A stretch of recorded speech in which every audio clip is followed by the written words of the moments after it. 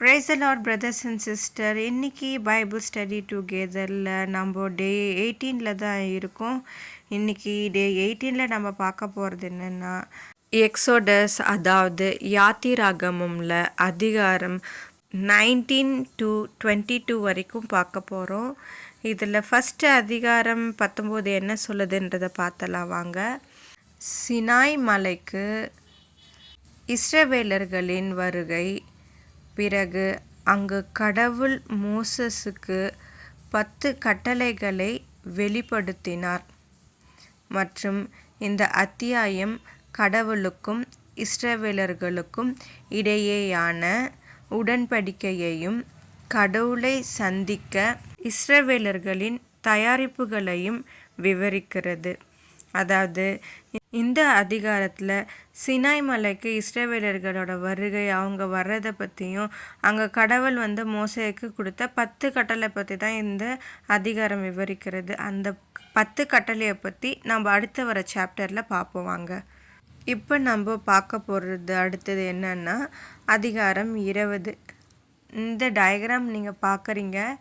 அந்த 10 கமாண்ட்மெண்ட்டை பற்றி நான் ஒரு வரைபடம் வரைஞ்சிருப்பேன்.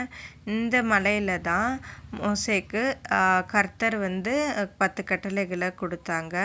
அதை பற்றின வரைபடம் தான் நான் வரைஞ்சி வச்சுருக்கேன். பார்க்க நல்லா இருக்குல்ல. இப்போது நம்ம இந்த அதிகாரம் 20 என்ன சொல்லுதுன்றதை பார்த்துடலாம்.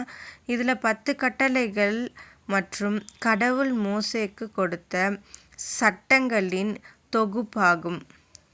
பிறகு 10 கட்டளைகள் அடங்கும்.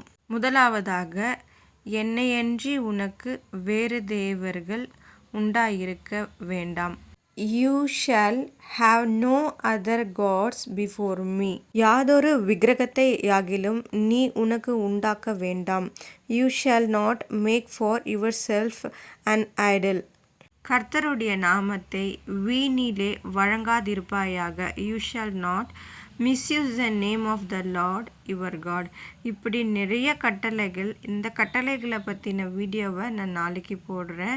இது கட்டளைகள் என்னென்ன என்பதை பற்றி அந்த வீடியோவில் நம்ம பார்த்துக்கலாம். இப்போ நம்மளுடைய பைபிள் ஸ்டடி டுகெதரில் நம்ம படிக்க வேண்டிய அதிகாரத்தை பார்க்கலாம். இதை பற்றி சொல்கிறது தான் அதிகாரம் 20. இப்போ நம்ம அடுத்து பார்க்க போகிறது அதிகாரம் 21. இதில் அடிமைகள், தனிப்பட்ட காயம் மற்றும் திருமணம் பற்றிய சட்டங்கள், இதெல்லாம் பற்றி தான் இந்த சாப்டர் 21 சொல்கிறாங்க. அடிமைத்தனத்தை பற்றி, தனிப்பட்ட காயம் மற்றும் திருமணம், இவற்றை பற்றி எல்லாமே ரொம்ப கிளியராக டீட்டெயில்டாக சாப்டர் 21 கொடுத்துருக்காங்க. இப்போ நம்ம பார்க்க போகிறது 22வது அதிகாரம். இதில் இஸ்ரவேலர்களின் அன்றாட வாழ்க்கையின் பல்வேறு அம்சங்களை கட்டுப்படுத்தும் சட்டங்களை கோடிட்டு காட்டுகிறது. இந்த சட்டங்களின் பின்வருவன அடங்கும். இவைகளை பற்றி தான் இந்த அதிகாரத்தில் கூறியிருக்காங்க. பிறகு இதில் இஸ்ரவேல் மக்களுடைய டே டு டே லைஃப்பை பற்றியும் பிறகு சட்டங்களை கோடிட்டு காட்டியிருக்காங்க. பார்த்திங்களா, சீனாய் மக்களுக்கு இப்படி தான் வாழ்க்கை வாழணும், இப்படி தான் நம்ம இருக்கணும் அப்படின்னு கர்த்தராகிய ஆண்டவர் சில ரூல்ஸே போட்டிருக்காங்க. அதன்படி நம்ம வாழ்க்கையை நடத்தினா நம்மளோட ஃப்யூச்சர் நமக்கு ரொம்ப நல்லா இருக்கும் என்பதை அவர் கோடிட்டு காமிச்சிருக்காங்க. இதையே நம்மளும் ஃபாலோ பண்ணணும். கர்த்தர் நமக்கு காட்டுற வழியை நம்ம நடந்தோம்னா ரொம்பவும் நல்லாயிருக்கும். ஒரு தாய் தகப்பன் இப்படியெல்லாம் செய்தால் நல்லாயிருக்கும் உங்கள் லைஃபுக்குன்னு நமக்கு சில விஷயங்களை எடுத்து சொல்கிறாங்களோ, அது மாதிரி நம்மளோட கர்த்தர், நம்மளை உருவாக்கின கர்த்தர் நமக்கு சில வழிகளை காமிக்கும் போது அதன்படி நம்ம நடக்கிறது ரொம்ப சிறந்ததுன்னு நினைக்கிறேன்.